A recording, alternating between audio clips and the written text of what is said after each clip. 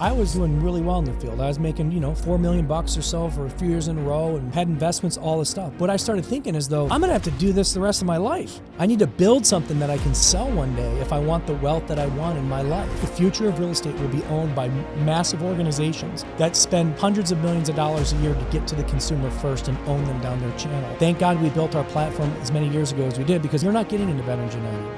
You're not getting into Rocket Homes. You're not getting into these models because they have enough now. I did this before anybody. The future of real estate is done B2B. Welcome back to another episode of the Austin Zaback Show. Today we have Jason Mitchell on the show. Me and Jason actually go way back. I am very excited for this interview. I interviewed him 3.5 years ago. We're going to talk about all of the things that he's done in the last 3.5 years and really in his life. But let me tell you a little bit about Jason. So Jason is the #1 ranked real estate broker in the United States of America and the founder of the Jason Mitchell Group, JMG, which had 10,277 closings in 2024 and $5.1 billion in transaction volume. Under Jason's leadership, JMG has become the #2 fastest growing brokerage in the nation and holds the distinction of having more transactions closed per agent than any other Mega 1000 brokerage in the U.S., which is very impressive. We're going to jump into that in a little while. JMG operates currently in 42 states with over 1,200 agents under the umbrella, making it the largest referral partner for credit unions in the nation. JMG manages over $50 billion annually in referral volume through national partnerships with industry giants like Rocket Mortgage, Zillow, Veterans United, New American Funding, and more. And with that being said, Jason, hopefully I didn't miss anything, but that's one hell of a bio. No, I think there's a lie in there, though, because the numbers just came out and we're not the second fastest growing brokerage in the country anymore, which is fine. What are you, #3?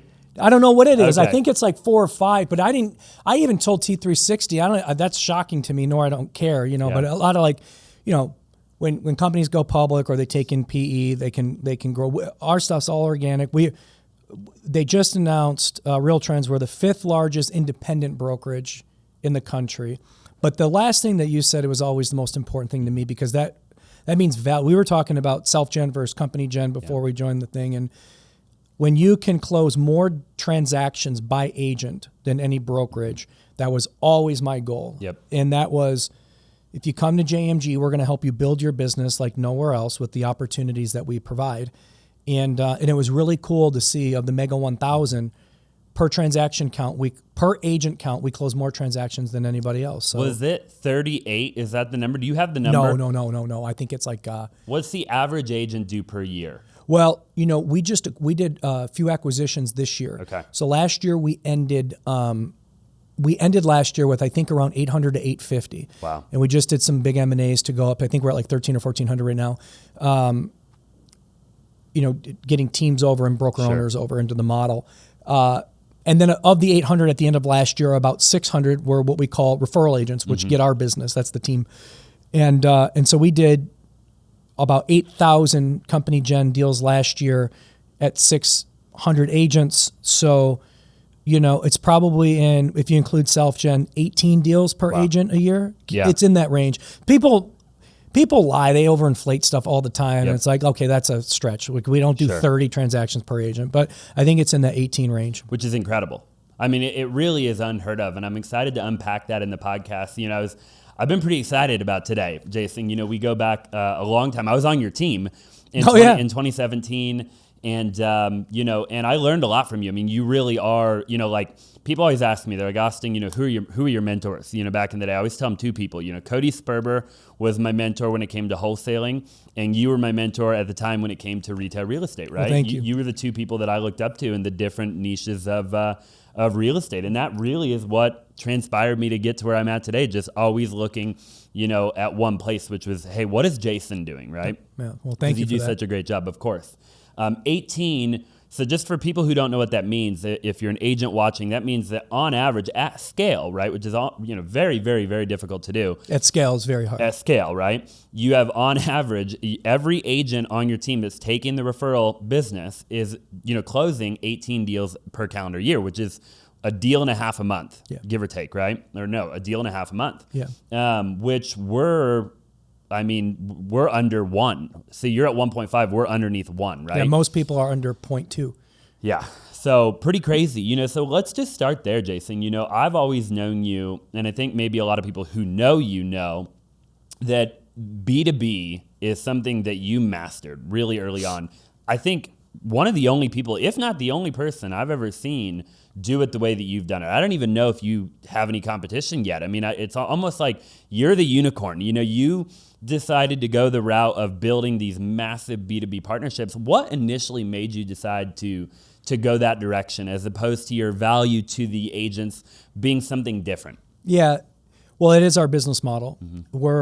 We have some big partners. You named some of them at the beginning of the show. And not only do we have some of those partners, but a lot of those partners you're so close with now too, where the peace of mind, because they know you, they know your performance, the peace of mind of having to know, like our philosophy is we have enough great partners now that when we enter a new market, they'll typically give us referral volume in those markets. Not all of them, some of them, but enough to support a marketplace. Where that's usually people's problem is like, well, there's multiple problems with scale, but like opening a new market, one, you got to find a great leader and you got to find agents that qualify to join your model. And so we've really narrowed down on how we grow market centers that we're not into. Because just because you're in 42 states doesn't mean you're in all their MSAs, right? So like I'm from Detroit, as you know, so I use Michigan as an example. We have a small group in Detroit, small group in Lansing, couple agents in Grand Rapids. But when you start talking about these mid-level MSAs outside of the major MSAs, like Detroit be the major, the mid-level ones would be like Kalamazoo, Grand Rapids, Lansing. We don't have a lot. And so for us to grow those marketplaces, because a lot of times most referrals are distributed by geo. Sure. In fact, they all are. And so the more geos we have, doesn't matter if it's a small MSA, mid-level MSA, or major MSA, we need coverage. The more coverage we have, the more referrals we get. And then we talked again before the thing about just a standard SOP. So training, development, onboarding, everything's universal. So when you come on board JMG, all your trainings, everything you do, it doesn't matter if you're in Seattle or Miami or wherever you are, it's all standardized. And then they go into the tech platform, which is all standardized. And then they have the same meeting cadence. So everybody's doing the same exact things. Right. And the power in that is that, I've learned a lot. And what separates JMG from pretty much everybody else is big brands. Take like the Anywhere brand. Great company. Brands that have networks of agents. Where they're different is they may have agents under their brand that can take referrals if they have business to give them, reload business, whatever the business is. But the problem is all those agents are spread across the country into different franchise models, into different teams, right? And so just because you're under an Anywhere brand doesn't mean, in fact, it doesn't mean anything because they all run under different teams, different franchises, different platforms. So you have very little control over those agents in terms of what you're requiring them to do to continue to get the currency, which is referrals. That's the beauty of JMG. There is no difference. Right. And when it comes to partnerships that may take a higher split or referral fee, there's only so much you can cut up the pie. And so if we need to make concessions to our agents to say, look, we got to pay this partner 50% on their deal flow. So therefore, instead of you getting 50-50, you're getting 70-30 and it's across the board. Where you can't at the snap of a finger with these other companies do that because they're all under different models within a brand. Or some of them are under multiple brands under one umbrella. And so it's really difficult to manage that to get like a uniformed approach to what you do. That's why for the majority of partners we have, we're not their only partner, we're their largest partner because JMG at scale is really easy to manage. Yeah. You can manage 1,000+ agents with one phone call because if we make a change, everything changes. And it's just, here's the change, go execute. Yeah. So there's a lot of advantages to having one model, one plan, one way that we do business no matter what marketplace it's in. It's just easier to manage. And we build it that way. I built it that way on purpose because every client needs to be serviced. So a $200,000 consumer that's looking to buy a $200,000 home, they deserve to be just as well taken care of as the $2 million consumer. So it doesn't matter. We got to service everybody. And we tell our agents that. We can't tell you what the purchase price is going to be, but what we can tell you is if you decline a referral based off price, you can't get any more referrals. So be careful what you ask for, right? That's a lot of learning as we've gone through. Sure. It's become easier. In what way? Well, it's become easier because... At scale, it just naturally... Yeah, because you know what you're doing now. Right. Like when we open a market with a team leader, the team leader goes through team leadership training, agents come in there under referral training, they get trained up, onboarded, then we start onboarding them to partners. They then start attending their meetings. Now that sounds really easy, but there's a lot of building, right? Sure. And then structuring comp plans for like team leaders or broker owners that come over. Adding new partnerships. It used to be, we got a new partner, all hands on deck. It's a process now. Sure. You get a new partnership, you outline the partnership, you go through orientation training, you go through onboarding, you go through tech, then they go into account management, and then from there it's all cadence of meetings. Twice a month to start with, once a month after you get 3 or 4 months under your belt, summaries of trainings. Like you've done it so many times now that whether it's a new partner coming on board or a new marketplace coming on board, you know what to do. Sure. So that part's been easier. And also, by default, because we've gotten bigger, what used to be, no one's ever heard of who I was or anything. Not like what, 10 years ago, maybe? Not even. No one knew. I mean, look, in Arizona, sure, because I was number one agent in Arizona. That's easy, right? Like when I was in the field in Arizona, like if you did business, you knew who I was. But outside of Arizona, no one knew who I was. And arguably, a lot of people probably still don't. But it's certainly a much bigger household name today. A lot of people in our industry do, for sure. Yeah. Yeah. No, most definitely. Why did you... so Rocket, correct me if I'm wrong, Rocket Mortgage was one of your first big B2B. First. They were the first. Okay. When did it dawn on you? Because we talked about some of this in the initial podcast, and I just want to recap a couple of those things. But when did it dawn on you, like, this is the way? Like, creating these actual referral partners, not a lead partner. Because, and you told me this, Jason, a long time ago. You're like, Austin, there's a huge difference between a lead and a referral. Yeah. Right? Like, every team will give you a lead. Yeah. Or any good team will give you a lead, right? Very few teams are going to actually give you a warm referral where the referee is saying, hey, use that person, right? Which makes that agent's job significantly easier. I mean, all they have to do is go through the motions and provide a good service, right? Yeah. When did that whole thing dawn on you, like after Rocket? When was it like, I wonder if I could get another company to do it? Yeah, well, there's a lot of layers to that because, you use the word pioneered this B2B. Mm-hmm. I do believe that. I do too.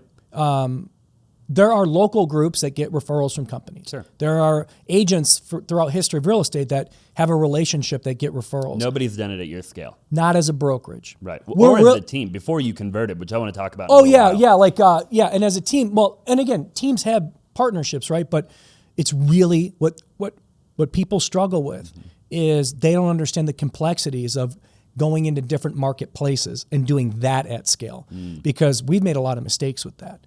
You think just because you want to get into Vegas and you go hire an agent or two, all of a sudden you can start sending them business. It ain't that easy. You gotta conform, right? Also, I gotta have good leaders. If they're a rogue and on an island up there, they're gonna leave you. Yep. They will. Trust me, they will.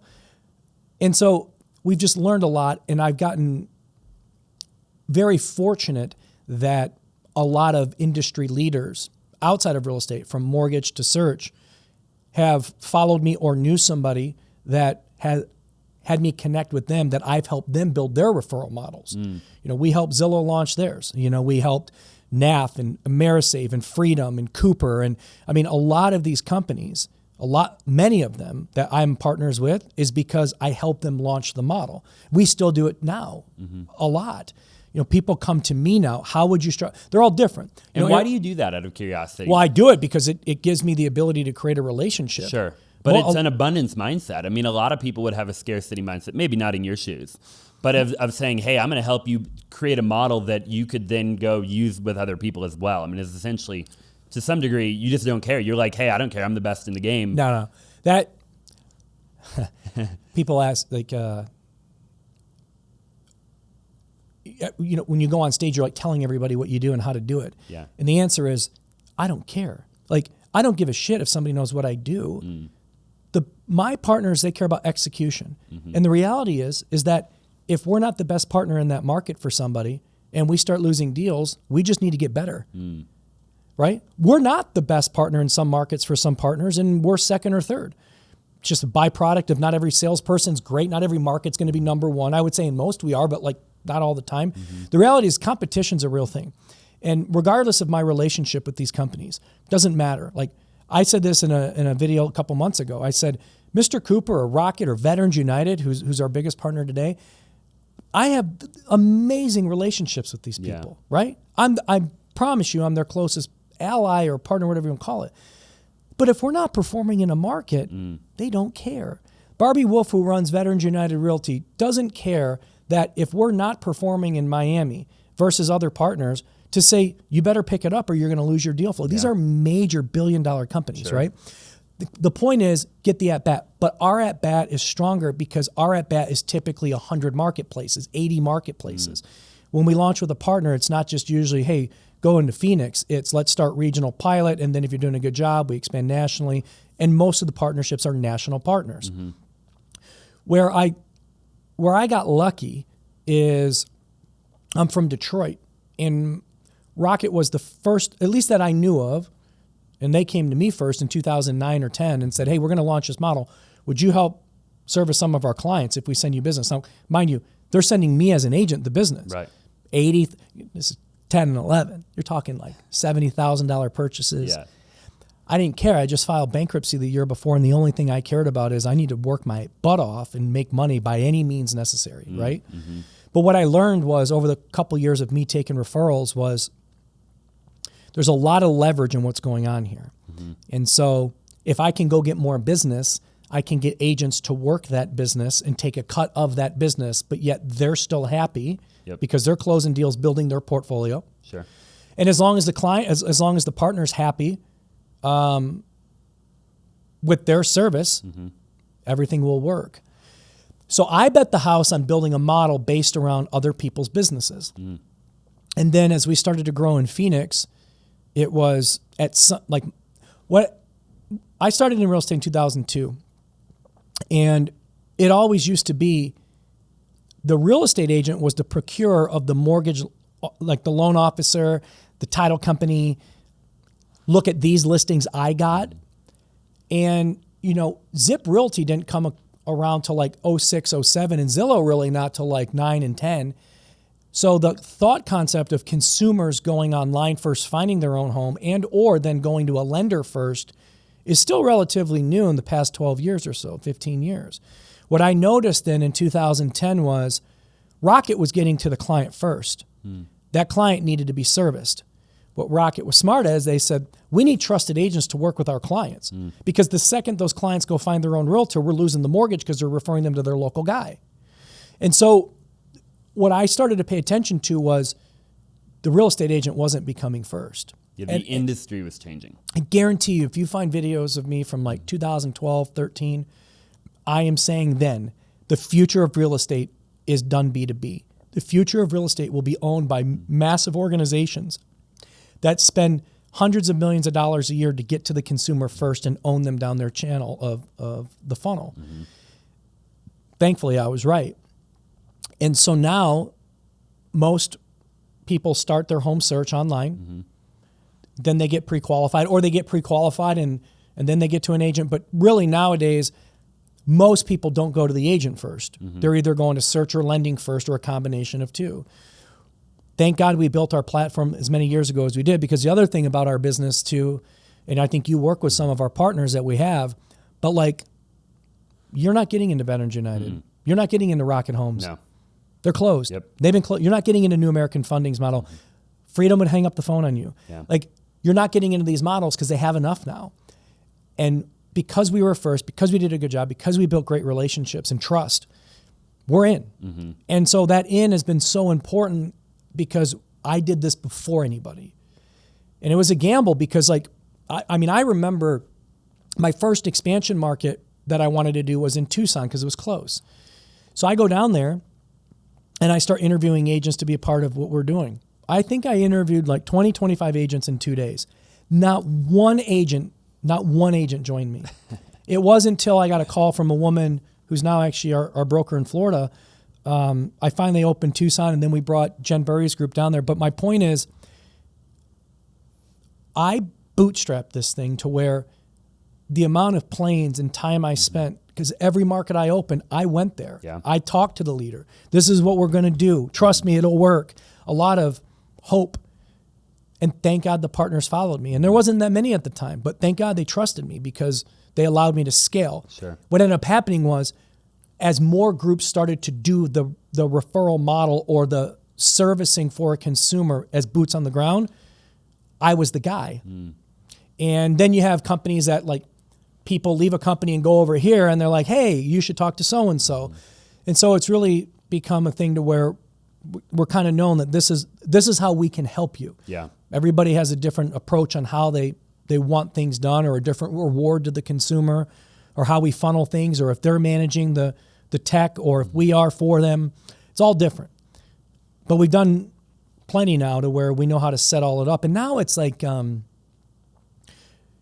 you have a company now that, one, is pretty valuable, but two, we got our stuff together. Yeah. There's a lot of departments now. There's 12 developers, and there's a real marketing department, a real processing department. It's not like when Jason was in the field and I had my admins, and it's a whole different world. I remember. It's a different world. I remember right on Via de Ventura. Yeah. With you and a couple of people in that office in the back. Yep. Right. And that wasn't that long ago. No, it wasn't. It's pretty crazy to see actually how, obviously, there's that old quote that says, like, sometimes it takes 10 years to get to the 1 year that'll change your life, Yeah. And I feel like looking at you, it didn't go exactly like that. You've been in real estate since 2002, but it's the concept that, like, essentially, eventually growth is exponential, right? It's not linear, Well, my last full year in the field was, excuse me, I think it was 18. Yeah. Because you were still selling $100 million a year personally. Yeah, I think 17 was my last full year. I did like 142 or something like that. I don't remember. But I was doing a lot in the field. And I think the team collectively, I was like 70% of it, right? So you figure, we went from being, and this is why I tell people too, I don't care how much you're doing in business. I don't care if you're doing 20 million a year in business, 50, 100 million, a billion, 5 billion. I mean, we did 1,300 transactions last month.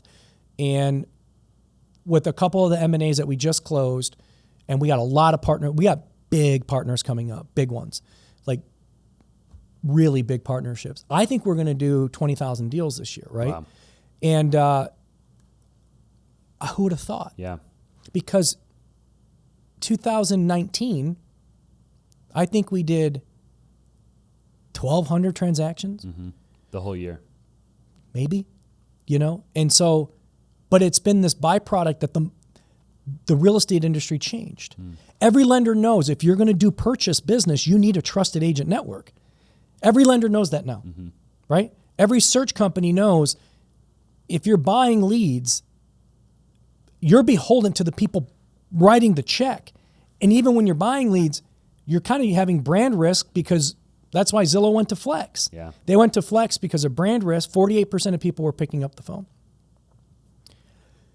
So 52% of people that were paying them to do what they were doing didn't even answer the phone. That's brand risk. Yep. And then they got into mortgage. It was funny because I got a call from Lloyd Frank to come up to Seattle to talk about this concept. And at the time, like Greg Schwartz and Stephen Capeza was involved, and Kerry Armstrong, a lot of legacy people at Zillow. And Rich got highly involved because he was getting back into the business as the CEO. I remember being in the office and I'm sitting there going, they called me. Yeah. Right? I was first. They called me first. And so it's been a real privilege to be able to help people, and people that now are partners, to show them the way, because I've seen so many models, right? What works, what doesn't work, where it breaks, why this won't work, why you can't pay that and you should pay this. So you really become a consultant for a lot of these groups. Yeah. But it's grown a lot. Yeah. Would you argue that real estate teams are struggling to figure it out more than ever right now in America? Real estate teams, not necessarily brokerages, but I think, brokers are getting murdered. Brokers are too, but I mean, like, teams, I feel like, and I want to get your opinion, but you either have a really huge team or you have a really small team, but the middle ground, you die in the middle. Like, do you agree with that, or It depends. Like with growth, look, there is pros and cons to both. Mm-hmm. The cons to having a small team is you can have one or two bad apples that are destroying culture. And you're beholden sometimes to your agents when you're really small, right? Because you don't want to lose them, or you take it personally. And the good side is you can be very nimble. You can do anything you want. You don't got a lot of it's just easier, right? Like I was doing shit on spreadsheets of like PDF printouts and like, this is how you follow the process, like manual stuff, right? We didn't have the technology we had back then that we do now. The good side of scale, if you're operating efficiently, the good side of scale is you actually have systems in place, protocols, oversight, departmental oversight, people that have roles and responsibilities because you don't have to wear all the hats. That's what I like about the position I'm in. A lot of my VPs now have been with me for a long time. They know what they're doing better than I could teach them to do. They've mastered their craft. It's hard to get to that world where every department head, where your VPs are so good at what they do, all you're doing is leading future growth and prepping for what tomorrow is and not worrying about today. Whereas, you have to start in the weeds and you're doing everything, right? It's so hard to grow. Mm-hmm. It really is. Yeah, especially in this and here's industry. the other thing, Austin, too, is that like you have a drive that's very rare where come hell or high water, I'll win one way or another. You just keep going. Mm-hmm. I do too. Yep. I came from nothing. I know you did as well. Mm-hmm. My drive comes from I am going to win. Yeah. Period. I don't have a great education. I came from nothing, but no one would outwork me. Yep. And I just want to win. But here's the thing. People see that and then they decide, or they also think they have that drive and hunger. The problem is they're not built for it. Mm-mm. And it's sometimes not a matter of that's being insulting. It's a matter of that's not best for them. I'll give you an example. I used this on my Housing Wire podcast, I think last week. I'll take like loan officers as an example. Retail loan officers, right? Mm-hmm. For whatever reason, and you can equate this kind of to realtors too. For whatever reason, they think, I'm a great producer, I'm a great salesperson as a loan officer. I need to go be a branch manager and open a branch. Yep. So they go open 1,000 square foot office. Now they got 3 or 4 LOs, and then they grow that.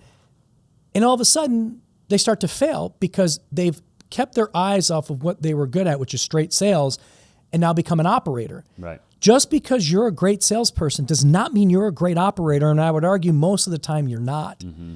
Being great at sales and being a great operator is very rare. And so, but there's this evolution of a real estate agent too, where it's like, I'm doing a lot of business. I need to start a team. Do you? Mm-hmm. Because what I always say is when you start a team, you have 1,000% committed that other people go before you. Yep. Because if you're not putting them first, they're going to leave you. Mm-hmm. So, but now you got your team, but you're still worried about your own self and your own production.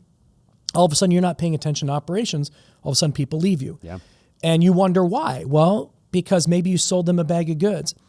Or maybe you're just not ready to be in that role. Mm-hmm. Not that you're not capable, not that you don't possess the qualities.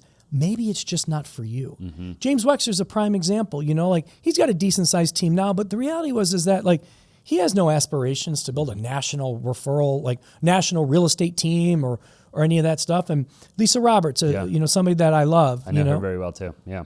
She's an example here in Arizona that I know where she crushes it. That doesn't mean Lisa should have 30 people on her team. No.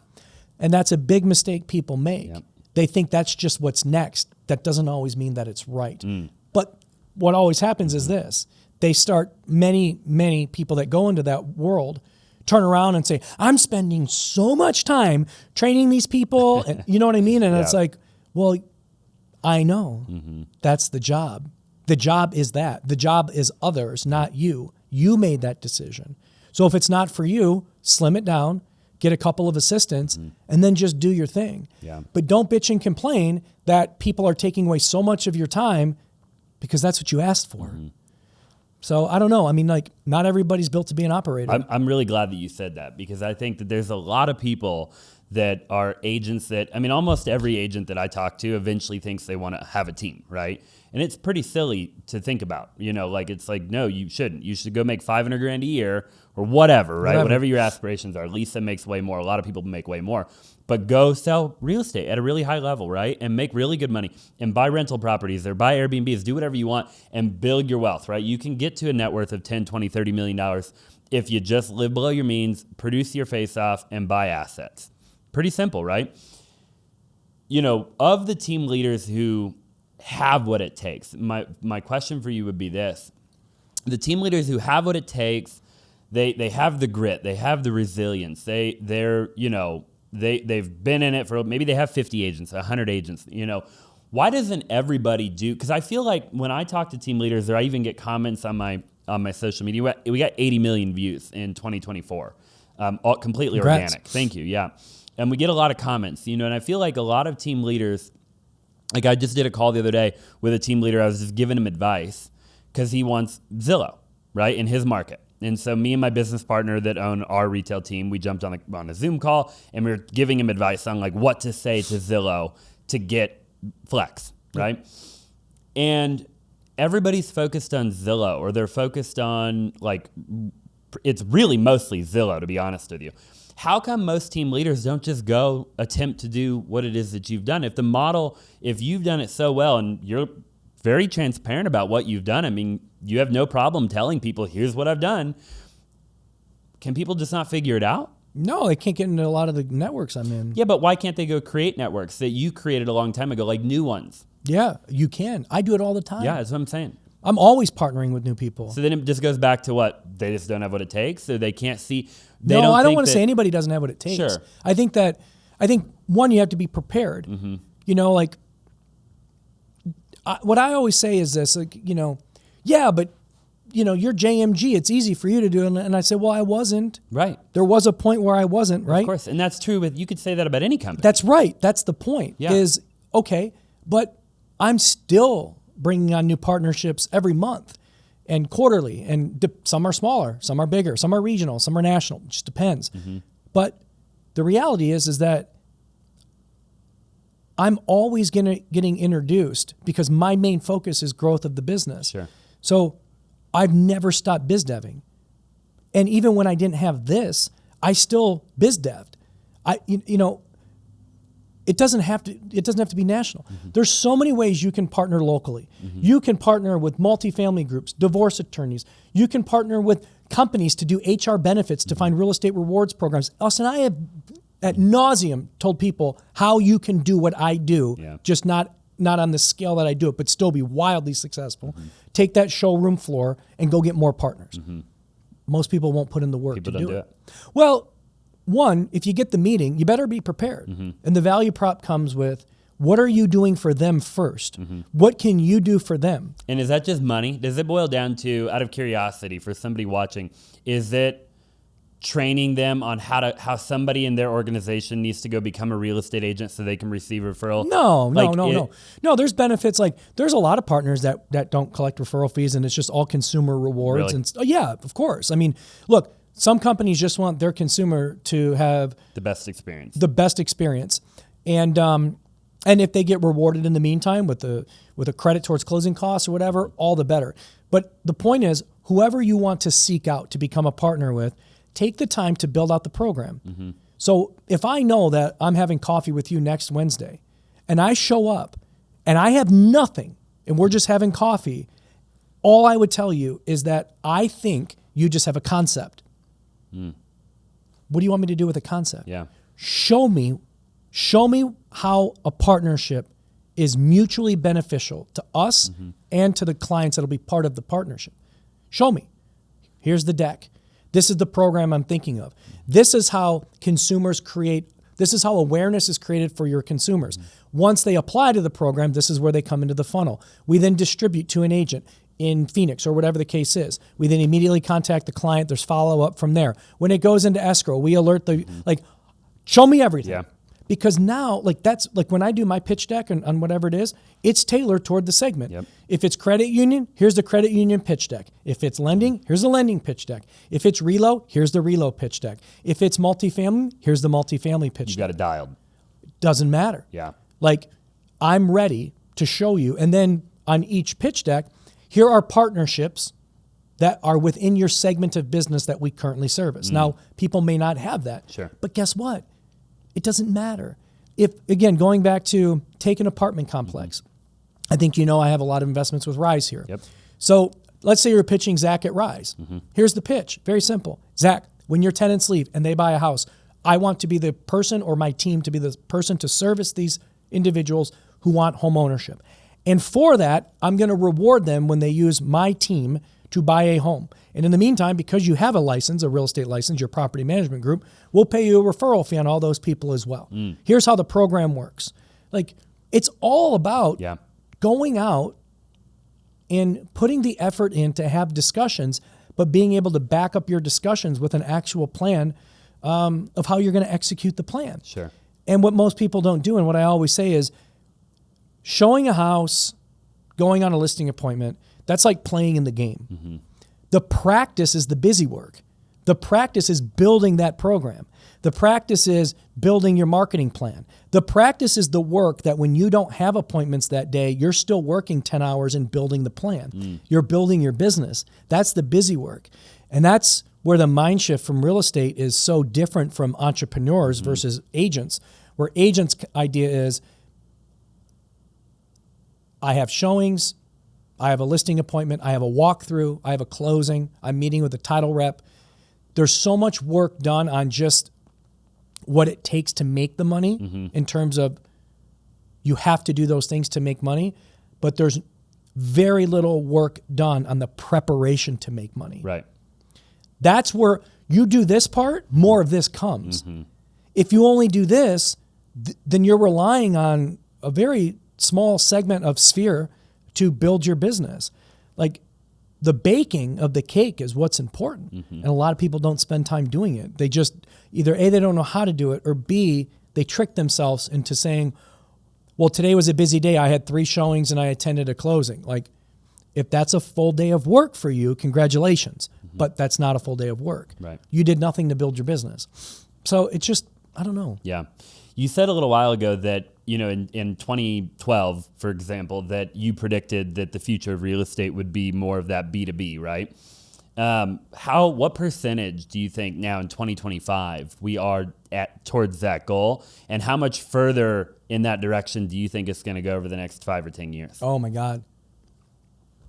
Like, do you think we're halfway there? Halfway towards from where we used to be, from, you know, the agent getting the call first to where we are today to 2030, 2035? If the question is, how many consumers are buying residential real estate today that were derived from an organizational top line? Right. If that's the question, if I'm guessing, I think it's 60+%. So it's, and I think 10 years ago, I think it was like 5%. Wow. I really do. Yeah. I believe it. And it'll be 90. It'll be 90. Yep. 10% of real estate will be done through Sphere. By the way, as you know, 93% of people that retransact don't retransact with the same agent. That's Sphere, right? So only 7% of the time is Sphere coming back to you. Right. Right? Well, that should probably be the number in the future because, I mean, business is going to own real estate. Business isn't going to own real estate. They're going to own the channels. Consumer first, take them down your channel, which you own. You own the real estate portion, you own a lending portion, you own the search portion, you own a title portion, you own an insurance portion, you own a home warranty portion. And along those chain of commands of everything coming down, a consumer is benefiting off of using all those products. They're winning by using those products and services. That is the future. I said in Long Beach when before Zillow even announced Flex, I said specifically, there'll be 2 big monsters at play. Zillow will get into mortgage, and they're eventually going to have to refer their client out, and it happened. And I'm not trying to be Monday morning quarterback by saying, well, it's easy that you said that now. Did you really say that? I 100% said that. I told Zillow that Rocket owns mortgage, you own search. You both are going to start doing other things. Rocket bought Redfin, search. Recently. Rocket bought Cooper, servicing, right? Rocket owns Rocket Money. Zillow has now mortgage, right? Zillow, they have ZHL. They have the funnel of top funnel, right? Rocket Homes more mid funnel. But now with Redfin coming in, they're going to have more top of funnel, right? So now with servicing, you're going to drive the portfolio to awareness to make sure that when you need to sell your home and list your home, that there's programs and savings for that consumer to then say, I'm listing my house. Are you also buying? Yes, I am. Let me connect you with an agent. Let me connect you with our LO. Like all this stuff is connected. It's only going to get bigger. Yeah. It's only going to get bigger. What does Rocket do now with all the agents that were W-2 for Redfin? Yeah, look, in your opinion, I don't know how much I can talk on that. Okay. But look, it's going to be a world where Rocket wanted the funnel. Sure. Again, I'm just going to tell you what I think I can tell you. And what I'm comfortable saying is that they want more eyeballs. More eyeballs drive more consumers. Those consumers are valuable when you're really good at mortgage. Nobody manufactures a mortgage like Rocket, period. But the money's in the mortgage. Like making 100 basis points off a referral fee is one thing. When you can make 300 to 400 basis points off the mortgage, now you're on to something, right? So it was the eyeballs, the funnel. Redfin's agents, I think it's all a byproduct of who's performing. They're going to have more leads than they know what to do with, and now it's a byproduct of Rocket Homes has a network of like thousands and thousands and thousands of agents predating Redfin, right? It's going to come to a world where who's ever performing and doing the best is going to get the deal flow. Sure. And period. And that's it.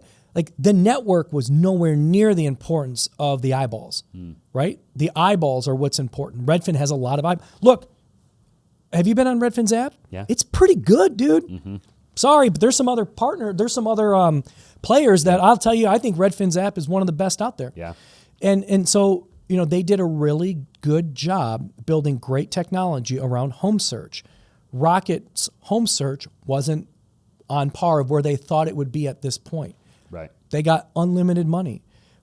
But I'll tell you this, outside of Redfin, take that aside, that Cooper deal is 1,000 times bigger than the Redfin deal. That's a huge deal. Yeah, people hear Mr. Cooper like, who the hell, what does that mean? Yeah. They don't even know. It's massive. The largest servicer in the world. Right. And now Rocket has that. Right. Yeah, that was a pretty wild move, which came after the Redfin deal announcement, or at least I saw it after. Yeah, it was. Okay. Yeah, it was. What is Zillow doing, in your opinion, in reaction to some of what is going down right now? Like, what additional steps do you think they take, and what does their future look like? Like, do they, everybody's always wondered, right? When is the day where Zillow's going to bring agents in-house brokerage, and get rid of Flex, right? And get rid of that whole thing. Like, in your opinion, and I don't know how much you can even talk about it, but I figure I'll ask the question. Well, anyways. look, if you're asking me, I'll tell you where I've seen a lot of things break. Nobody wants to be in brokerage. Right. There's no money in it. Redfin was getting crushed in brokerage. Look at these brokers. Like, there's no money in brokerage. If you can just refer out and collect a 40% referral fee with very little management, just making sure that you got good quality agents working on that stuff, you will make more money than the overhead and expense of running national brokerage. Yeah. Because it's hard and it's expensive. And the other thing you don't want to deal with is like Sally Smith in Riverside, California wants a higher self-gen split on her deal. Like, do you think Rocket wants to deal with that crap? No, Right. like, annoying that would be? Yeah. Stick to what you're good at. Generate referrals, distribute them, and manage to performance and collect your money. Because, look, even if there's more money to be made in brokerage than the 40%, which I don't think there is, I don't. I think you actually would lose money rather than just collecting a top line 40% referral. If you got national brokerage, the amount of money to operate that will sink your costs. But even if there's a little bit more, it can't be that much. Is it worth the headache? Right. I would avoid brokerage at all costs because it's just really hard. Brokerage is really hard. The only reason the only reason we're as profitable as we are is that 80% of our business is 50-50. You run your team, or you run your brokerage like a team. Yeah. Correct me if I'm wrong. It's pretty much what you do. Yeah. When did you become a broker officially? Like 2 years ago? No, December of 19. Oh, wow. So it's been a little while. Okay. And I know you might not be able to talk about the whole thing, but what was the reason why you made that decision? Like, why did you go from team at a brokerage to brokerage and run it like a team? I had no issues with the brokerage I was at. Sure. They let me do my thing. And I was a partner in that brokerage. But the reality was I had bigger visions of where I wanted to bring my company. Sure. And I knew that I couldn't do it being a team at a brokerage that I didn't have full ownership in. Mm-hmm. And I was also the one putting in all the work. I mean, I was the one traveling to all these places across the country and interviewing agents and finding the right team leaders. And eventually got to a point where it was like, you know, I need to be in full control over my destiny. And that brokerage did nothing wrong. Mm. This was a decision on my part to say, I need to have full control. What was nice is that most of my partners were like, we'd rather you do that anyway. Mm-hmm.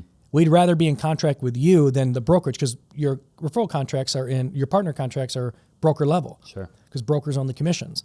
So my partners actually loved the fact that I went on my own and did my own brokerage. And that was a nice sense of relief. But I can tell you this, it was unequivocally the best business decision I've ever made. Yeah. Because the value of my company is substantial.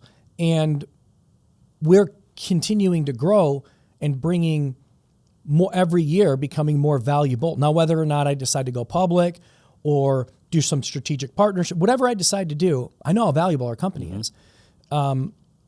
There's no way I have that value if I'm at another brokerage. Right. Because I don't have the control. So it was the best thing I've ever did. And it was, you know, there's no matter what, when you leave something, somebody always takes it personally. It was never personal. It was the right thing for me to do to grow my business. And it was 1,000% the best business decision I've ever made. What is the ceiling for a team with a brokerage? If we're talking to the big mega team leaders out there right now, which I know there's not many, like where do you cap out with a brokerage? Is it roughly right around where you probably were when you decided you... No, I don't think it's always the right decision for a team to lead a brokerage if you're getting really good economics. But I mean, it's if they want to continue to scale, like let's say you take somebody like me, I guess, like hypothetically, right? And you get to a point eventually where, you know, you're doing, let's say you get to, I don't know, $2 billion in production a year. As a team with a brokerage, right? And you just can't, like, it's not infinite. I mean, you just said, or is it infinite? I don't think that's what, now that I know what I know, that's not what I would look at. Really? No. Look, we do deals with team leaders and broker owners where we'll give you a better exit if you were on your own as a brokerage. So like if a broker owner or a team leader comes, depending on, this all dependent. Sure. But the reason we're getting so many team leaders and broker owners is because we're structuring deals where they're like, well, shit, I couldn't get that right. I couldn't sell my team or my brokerage for this now because we're going to help them grow, right, and we're going to give them a multiple on an exit when we go and sell or go public, whatever we decide to do. So they're piggybacking off of the power of JMG and what we're going to help do to propel their team and push them forward. It's a beautiful model that we come up with, depending on the deal.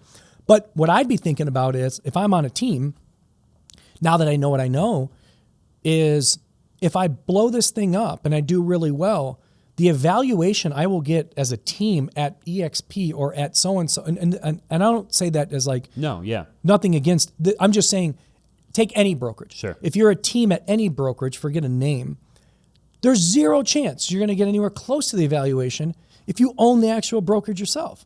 The problem is that growing a national brokerage, a broker in each state, attorney oversight, market leaders in each of those market centers in those states. This shit is hard, you know, and it's expensive. I mean, JMG, it's, you know, to big companies out there, they'd be like, what is that?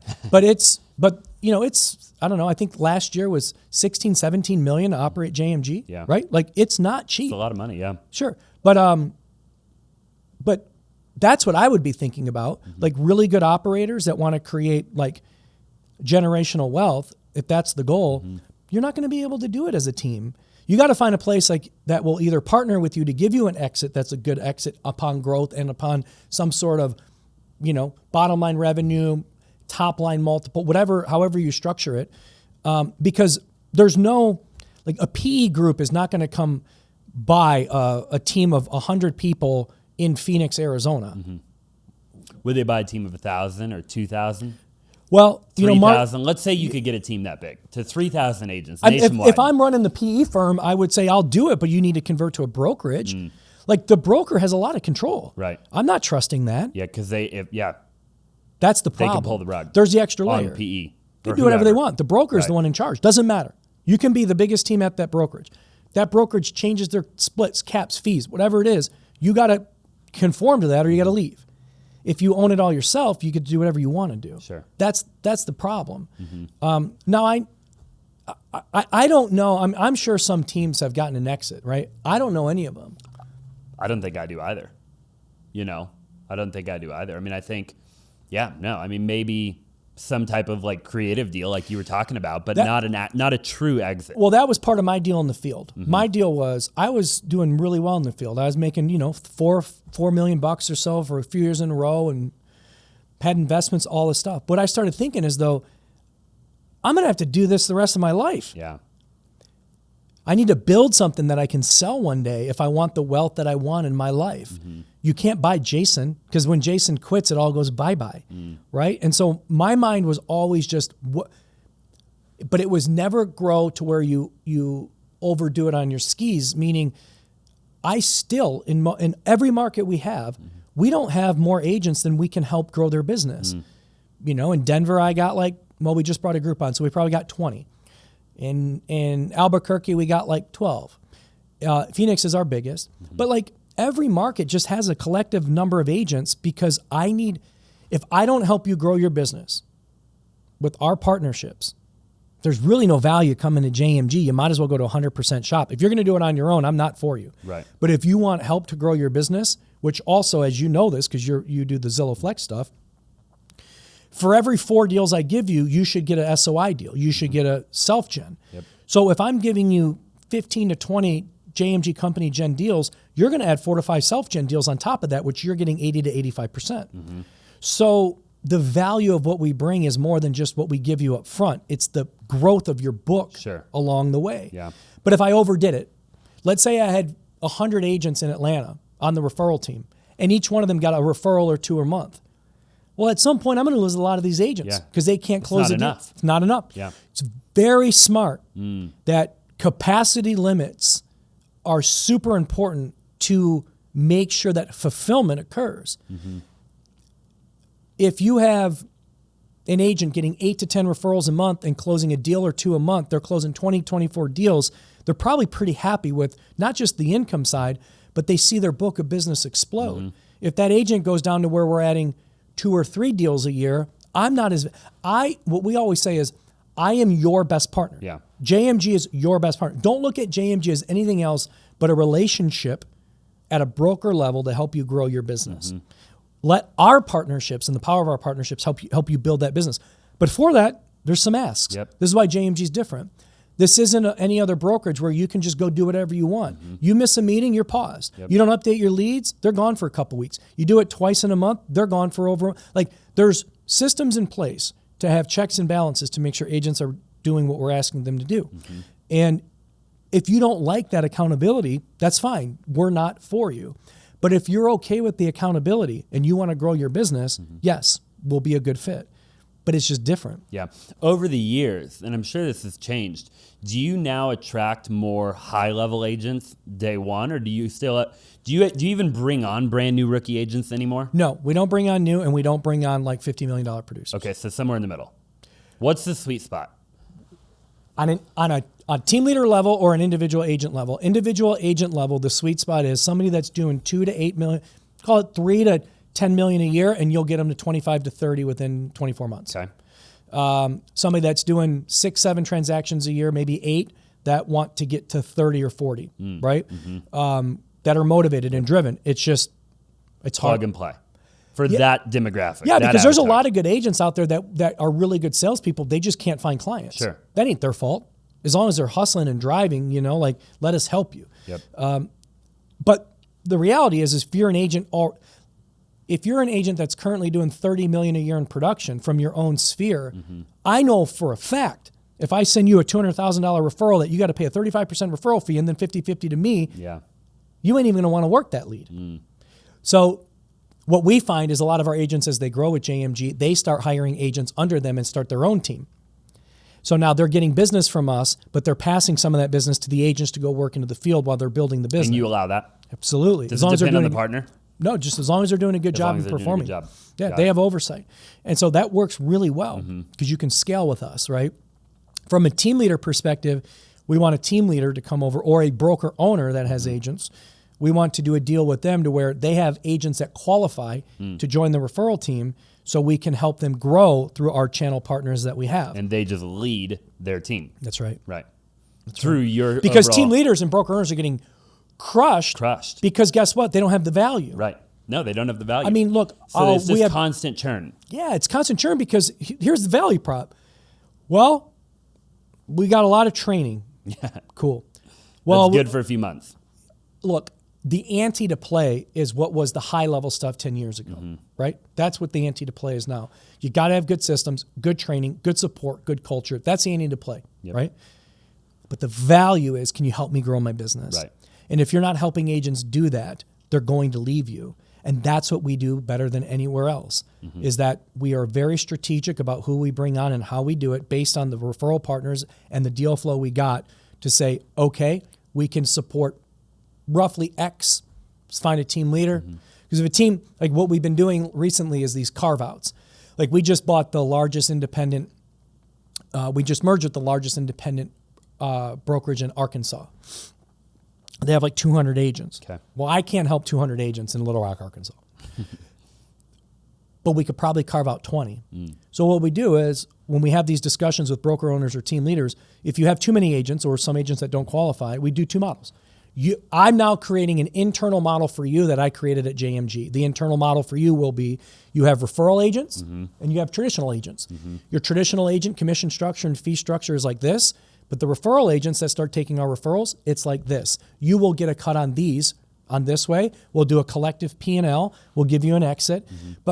But we're doing it to where now I'm teaching these operators and instructing these operators. Now you need to go to two models because we're going to have agents that get referrals. We need to have a certain carve out for them. And then you're going to have agents that don't get referrals and they need to be paid more on their transactions because we're not giving them transactions. Right. So I'm teaching, well, I'm not teaching. When we bring over team leaders and broker owners now, we're structuring these programs internally for them because what we don't want is you can't go to one universal program because 50 agents would say, well, if you change my split by 10%, I'm going to leave you. Right.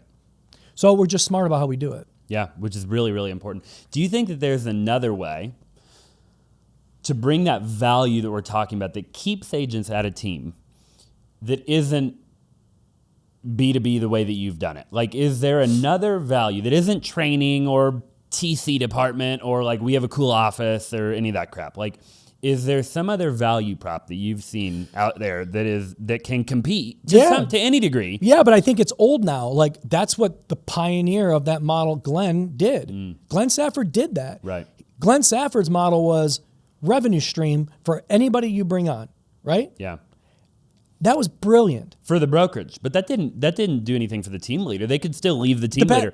Yeah. No, but my point is, where's the currency coming from? Right. Because it's either coming from a model where you can capitalize on other people's performances in some way, shape, or form, whether self-gen or company gen, or you're driving business to agents to help them grow their business. My argument is helping somebody close an extra 20. Now, these top-level team leaders that have like the downline stuff, when you got 5,000 agents on your downline, they're going to say, that's bullshit, Jason. I make $1 million a month. I'm not talking about you. Yeah. I'm talking about individual agents that are your normal agents in the field busting their ass, 99% of agents. My argument is, do you want to go be a recruiter and make $100 off someone's deal, which most agents don't close a lot of deals as it is? Right. Or do you want to close 30 deals a year and make $300,000 a year and growing? Which one do you want to do? Now, some would argue, I'll put in the time, effort, and energy to build this, but like, at what point do you join the pyramid? Right. So I'm not, and I said 3 weeks ago, I forgot what show I was on, these guys, like Gary Keller to me is on Mount Rushmore. Glenn Safford is on Mount Rushmore. Robert Revkin to me is on Mount Rushmore. Robert Revkin, the best M&A real estate guy that I know with what he's done. Created a $5 billion company in not too long of a time, right? Yeah. EXP's model of rev share. That was industry changing. Gary Keller, the ability to train and culture and do what he did. I'm not that guy. I just have a model that's unique to these traditional brokerages, that's very unique to the industry of B2B, right? So our model is just different.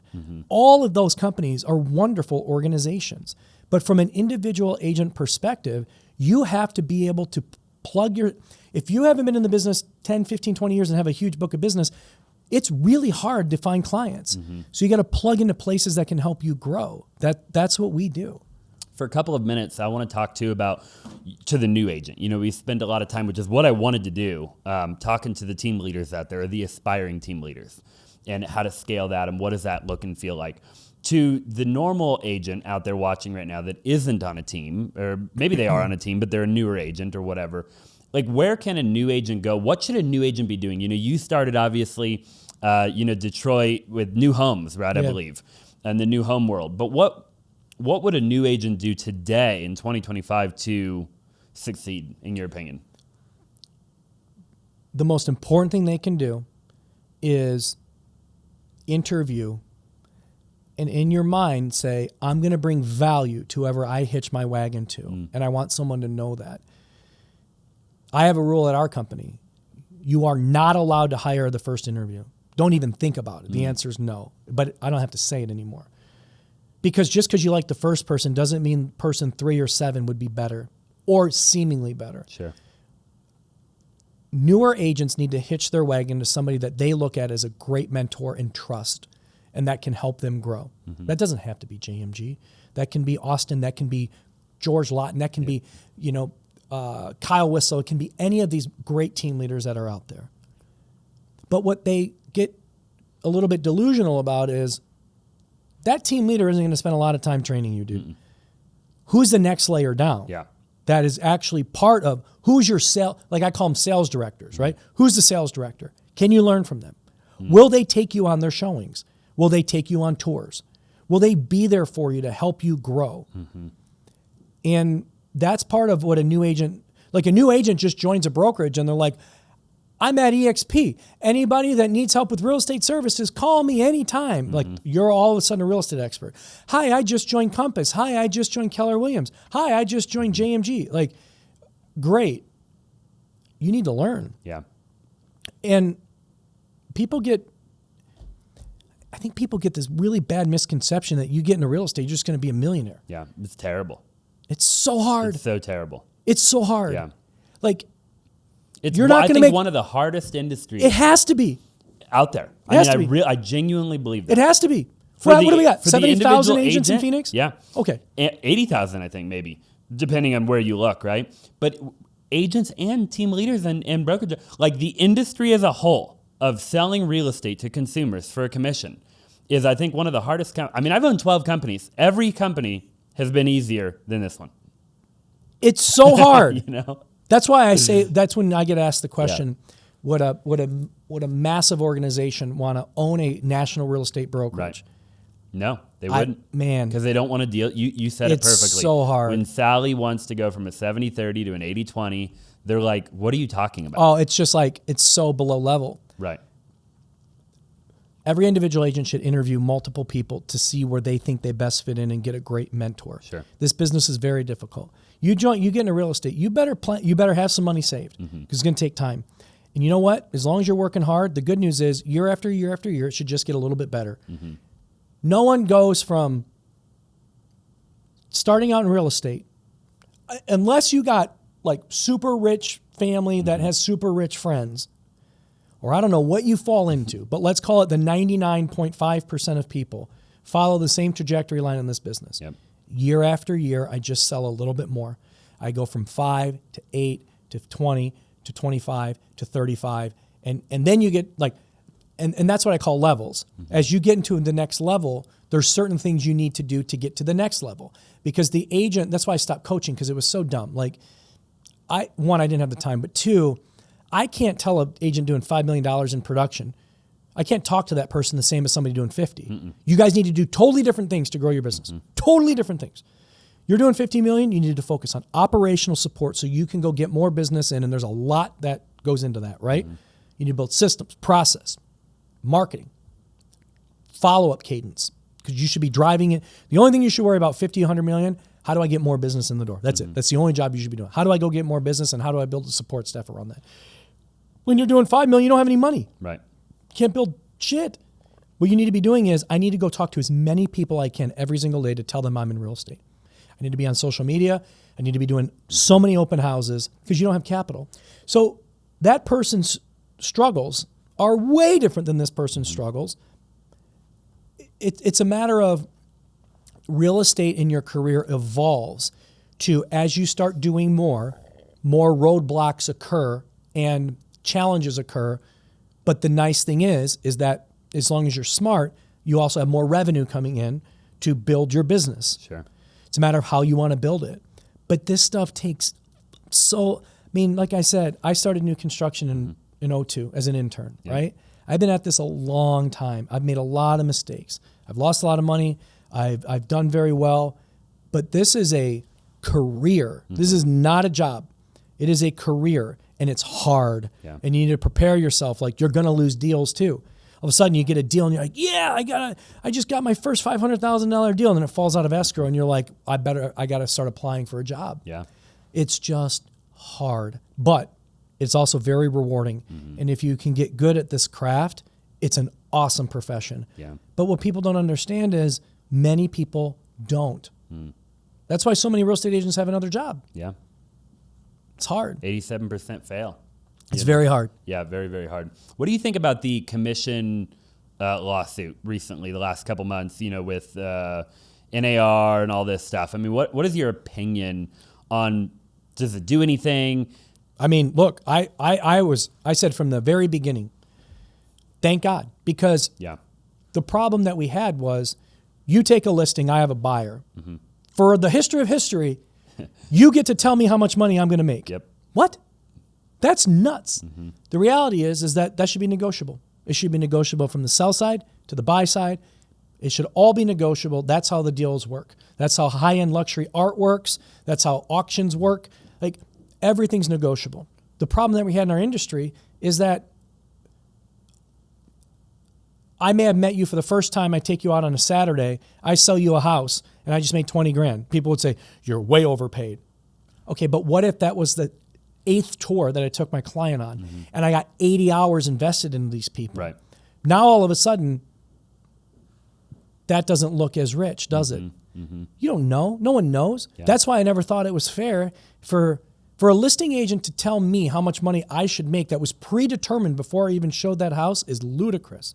But we're also being more transparent with buyers. And we're also being able to negotiate and say, look, when we make an offer on your home, I'm going to bake my commissions into the sales price so you don't have to come out of pocket. In the cases that I can't, this is what I charge. And homeowners or buyers can make a decision. I think it's been a great thing because it empowers us to make decisions that are based on the fact of, well, if you're not going to sign my buyer broker agreement, I guess I'm not going to show you houses. I mean, how many people did that? They blindly showed people homes, and now we have more transparency. What I didn't like about the deal that I was very vocal about is I don't like one aspect, and that is I got to call you to ask you if you're paying a co-broke because it's not transparent on the MLS. That's garbage. I'm not saying you need to say how much you're paying. Just say, are you paying or are you not paying? Yes or no. Yeah. Because at least now I can negotiate it. Right. But by not putting that in there, what you make me do is you make me take a pause into my steps with my buyer to double check. Because if you're not, and you're dead set that you're not going to, I now have to tell my client, you're going to have to pay out of pocket for this one. Are you sure you want to see it? Most of them will say no, which is why you're not getting any showings on your listing, by the way. Right. So it just really puts a clog into the actual pipeline where you don't need to tell me how much you're paying. Just say you're willing to or not. That's it. Because that's all that matters. Yeah, I agree completely. We actually saw our our average commission we looked at, pre-lawsuit, pre-everything, right? Across the board, 280 agents on our team. I'm sure you maybe saw the same thing. Our average commission post everything happening is up about 15 basis points. Is up. Yep. Yep. Guess, about 15 probably too. I'd have to look at my numbers. Yeah, I think you're right on the money. Yeah, that's what it is. Yeah. So, but guess what? That's good. Right. It should be that way. I like the way it is. We'll see what else they're working on here because there's a few other things. But, I thought it was a good thing. I think it protects consumers. I think it protects agents, and it should have been that way for a very long time. Well, Jason, I could interview you all day long. I absolutely love hanging out with you. I love interviewing you, and you provided a ton of value today, so I appreciate you being here. Thanks for having me on. Would love to have you on again in the future. I know Sure. now I've had you on twice, so if you ever want to come back, you're always welcome. Thank you. And where can people find you if they want to find you personally, or if they want to join your team or anything like that, or your brokerage? Yeah, I mean, you can join Instagram. I'm not big on it or anything. I don't got a lot of followers. It's Jason Mitchell _JMG, and then for our company, JasonMitchellGroup.com tells you everything that you need to know. Love it. Appreciate it. Hey, thank you so much for watching. If you're still here, make sure you subscribe, comment down below, leave us a 5-star review, and I'll look forward to seeing you in the next episode.